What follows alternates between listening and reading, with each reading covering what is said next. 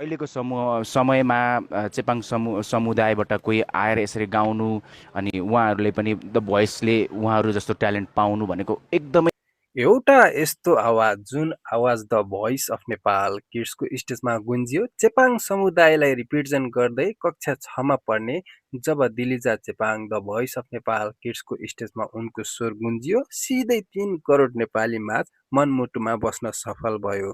दुईजना कोचहरूलाई नि फर्काउन सफल भइन्।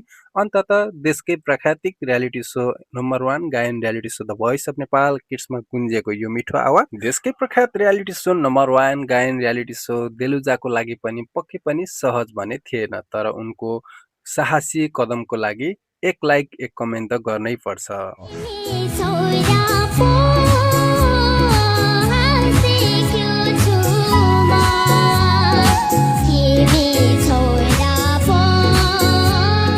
नेपालकै नम्बर 1 गायन reality show the voice of Nepal kids season 5मा एउटा ब्लाइन्ड अडिसनमा एउटा साहसी हिम्मतवाली र विशेष गरी द भोइस अफ नेपालमा साहसी किड्स देख्न पाइयो भन्दा फरक नपर्ला, किनभने विकट ठाउँदेखि रिप्रेजेन्ट गर्दै चेपाङ समुदायलाई रिप्रेजेन्ट गर्दै the voice of Nepal kids season 5मा गुन्जिएको यो आवाज तिमी छौ र त बाँचेको छु म देलुजाको स्वरमा गुन्जेको यो मिठो स्वर यतिखेर सारा नेपालीको मनमा बस्न सफल भएको छ।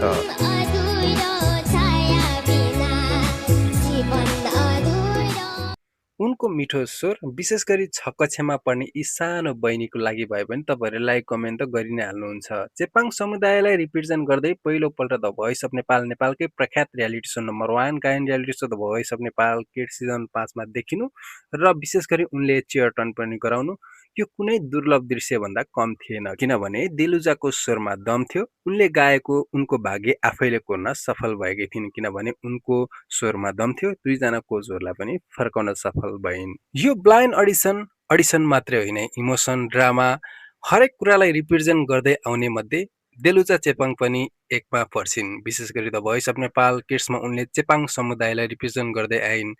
उनको स्वर गाउने शैलीमा लाग्दैन कि उनी यति सानो मान्छेले यति मिठो गाउन सक्छिन्। हरेकको सपनाहरू हुन्छ द भोइस अफ नेपाल किड्सको ब्लाइन्ड अडिसन दिउँ, त्यहाँबाट अगाडि बढौँ। उनको सपना पनि पुरा भएको छ।